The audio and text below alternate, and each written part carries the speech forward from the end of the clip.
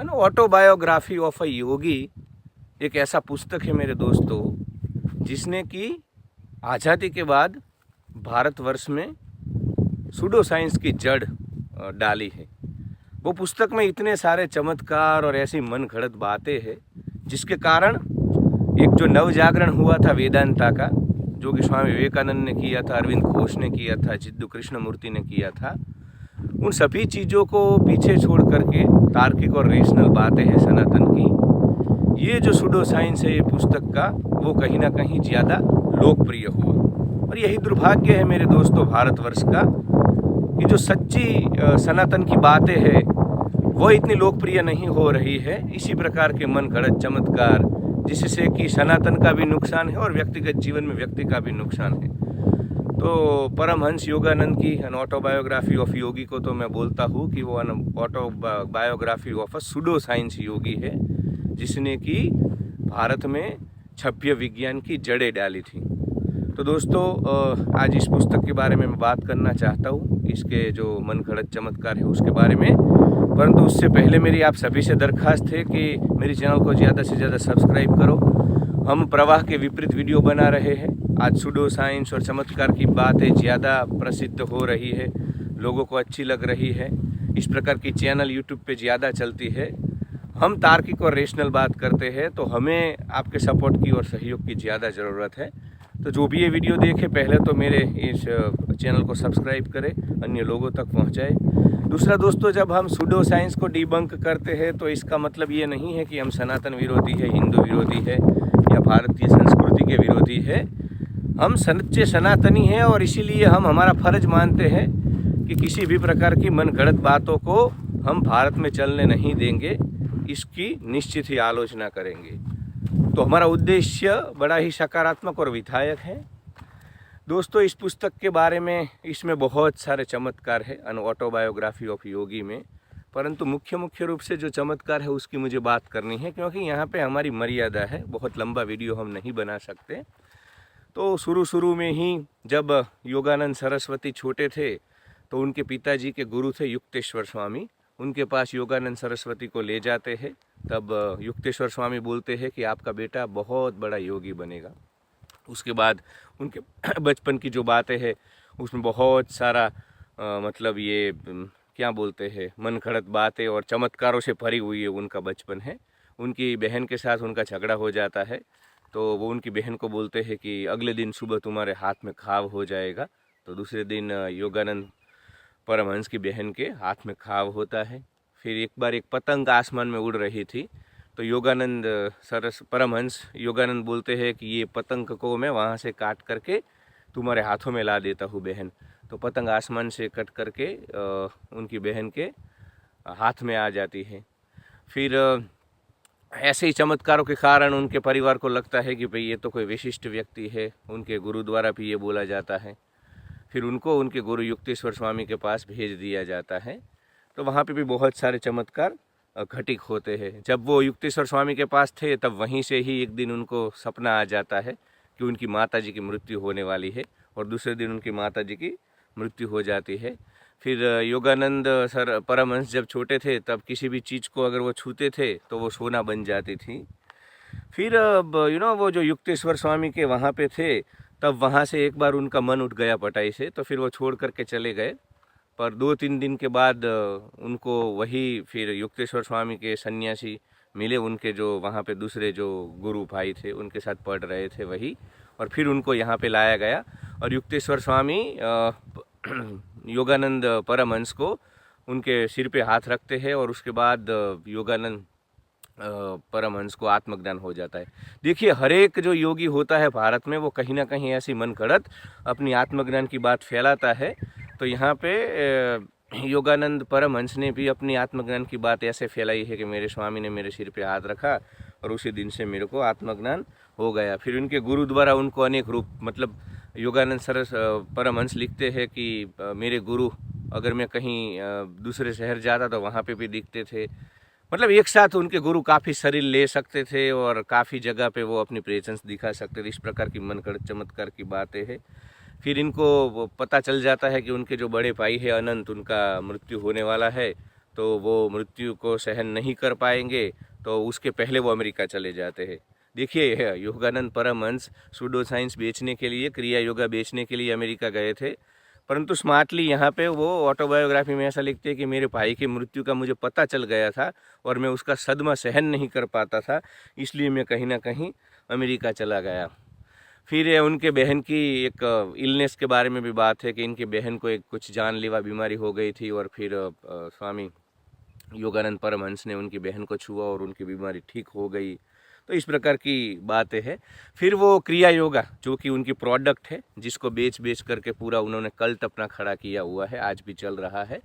तो इसमें वो बात कर रहे हैं कि अगर इंसान ऐसे ही साधना करे तो 10 लाख सालों के बाद उसको मुक्ति मिलेगी। मतलब यहाँ पे ये पुनर्जन्म, मतलब ये बात आप कितनी मन गढ़ंत है। 10 लाख साल तक इंसान साधना करे, अनेक जन्म में, उसके बाद मुक्ति मिलेगी। परंतु कोई अगर क्रिया योगा करता है तो उसको मतलब 3 ही साल में मुक्ति मिल जाएगी। तो ये अपनी प्रोडक्ट बेचते हैं। जब क्रिया योक्ति तब बोलते हैं कि अगर आपको लाखों करोड़ों सालों तक साधना नहीं करनी है तो आप क्रिया योगा सीख लो। बाद में ये लोग ये भी क्लेम करते हैं कि 100 साल में साधना करने से, 100 साल तक अगर साधना करो आप, और जो फ़ायदा होता है वो 50 मिनट क्रिया योग करने से फ़ायदा होता है। देखिए, क्रिया योगा भी एक बहुत बड़ा सूडो साइंस है। इसके ऊपर सेपरेट वीडियो बनाएंगे, उसकी पूरी क्या विधियाँ होती है और कैसे ये लोगों को ठग रहे हैं, उल्लू बना रहे हैं। परंतु आज मैं मोटा मोटा आपको बोल दूं, क्योंकि आज मुख्यतः में ये जो पुस्तक है, क्योंकि इसकी बहुत चर्चा हो रही है भारत में और हर जगह, और लोग इस पुस्तक के कारण कहीं ना कहीं चमत्कारों की ओर जा रहे हैं। एक गलत ट्रेंड सेट हुआ, इसलिए मेरा आज का उद्देश्य यह है ये वीडियो बनाने का कि भाई इस प्रकार की पुस्तकों का अगर महिमा मंडन होगा भारत में, तो भारत का पूरा यूथ जो है वो रेशनल या तार्किक होने की बजाय इसी प्रकार चमत्कारों में घुस जाएगा। फिर युक्तेश्वर का एक शिष्य था, उनके स्वामी जो योगानंद परमहंस के, उनका गुरु भाई था योगानंद परमहंस का। उसको ऐसी जानलेवा बीमारी होती है तो फिर उनको लहारी स्वामी है, उनके पास ले जाते हैं। देखिए, लहारी स्वामी को भी ये लोग बहुत उनका नाम आगे कर करके क्रिया योगा का प्रचार करते हैं। जैसे नीम करोली बाबा वाले हैं, वो नीम करोली बाबा का नाम कर करके कल्ट चला रहे हैं। इसी प्रकार यहाँ लाहिरी स्वामी एक मेन कैरेक्टर है, उसके ऊपर भी वीडियो बनाएंगे। तो वो जो शिष्य था उसको कुछ गरम तेल का एक ड्रॉप उसके ऊपर डालते या उसको पिलाते हैं तो वो ठीक हो जाता है। तो ऐसी काफ़ी सारी बातें, मतलब ये तो मैं प्रमुख बातें आपको, थोड़ा आपको आइडिया है कि किस प्रकार के और इस प्रकार की पुस्तकें फेमस हो रही है भारत में। देखिए दुर्भाग्य इस देश का। फिर महाअवतार बाबा की बातें है। महाअवतार बाबा की आप सब जानते हैं कि इनको लेकर के भी बहुत वो हमेशा जवान रहते हैं, सबको नहीं दिखते हैं। जो सिद्ध लोग होते हैं इनको ही देखते हैं। ज्ञानगंज करके एक जगह है, सिद्धाश्रम करके हिमालय में, वहाँ सब नहीं जा सकते, सिर्फ सिद्ध लोग जाए। तो ऐसी मन घड़त काफ़ी सारी बातें इस पुस्तक में आगे आती हैं। और फिर बोलते हैं कि लाहिरी स्वामी तो पहले आर्मी में थे और उनको उनका पुनर्जन्म याद नहीं था। महाअवतार बाबा ने एक दिन, वो जब आर्मी में थे और हिमालय में कोई एक चौकी की रक्षा कर रहे थे भारत के लिए, तब महाअवतार बाबा ने उनको छुआ और फिर उनको अपने काफ़ी सारे जन्म याद आए। उसके बाद लाहिरी स्वामी को पता चला कि मुझे तो क्रिया योग से संसार का उद्धार करना है, भारतवर्ष का उद्धार करना है। तो इस प्रकार की काफ़ी सारी बातें आती है। फिर लाहिरी स्वामी हैं वो आर्मी में से रिज़ाइन दे देते हैं और फिर लाहिरी स्वामी क्रिया योगा की शुरुआत करते हैं और फिर इस प्रकार की बातें यहाँ पे आती हैं। फिर देखिए, जो युक्तेश्वर स्वामी होते हैं योगानंद परमहंस के स्वामी, वो परमहंस योगानंद को बोलते हैं कि आप अमेरिका जाके क्रिया योग का प्रचार करो, क्योंकि भारत में तो इतनी समृद्धि थी नहीं, पैसा था नहीं, तो इन लोगों को कल्ट चलाने के लिए अमेरिका जैसे देश में जाने की बात आती है। और ये लोग दलील करते हैं कि उनके गुरु ने, युक्तेश्वर स्वामी ने, इसलिए अमेरिका जाने की बात कही क्योंकि अमेरिका में पैसा था, समृद्धि थी, तो वहाँ पे जगत कल्याण, ये लोग ये क्लेम करते हैं कि भाई जगत कल्याण के लिए, पृथ्वी के कल्याण के लिए, मानव जात के कल्याण के लिए क्रिया योग की ज़रूरत है। और अमेरिका में क्योंकि पैसा था, समृद्धि थी, तो वहीं से ही ईश्वर ने ये कार्य करने की शुरुआत की प्रेरणा योगानंद परमहंस को दी। जबकि वास्तविकता दोस्तों ये है कि योगानंद परमहंस को पता चल गया था कि उनको अगर पैसा बटोरना है, अपना ये जो मन घड़त चमत्कार वाला सूडो साइंस बेचना है, तो कहीं ना कहीं अमेरिका से ही ज़्यादा इनको इनकम होगी।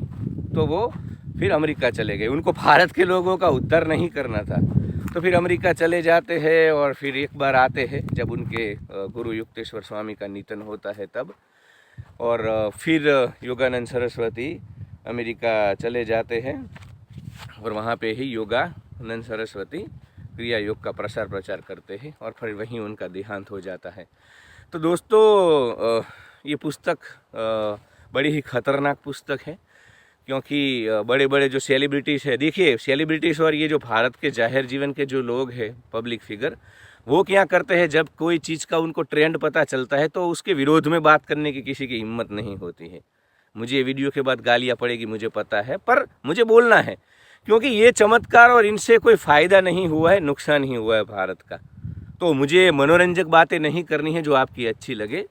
तो कुल मिला करके इस पुस्तक को मैं बोलता हूँ कि ये पुस्तक अन ऑटोबायोग्राफी ऑफ योगी नहीं है, ये पुस्तक अन autobiography of pseudo science yogi है।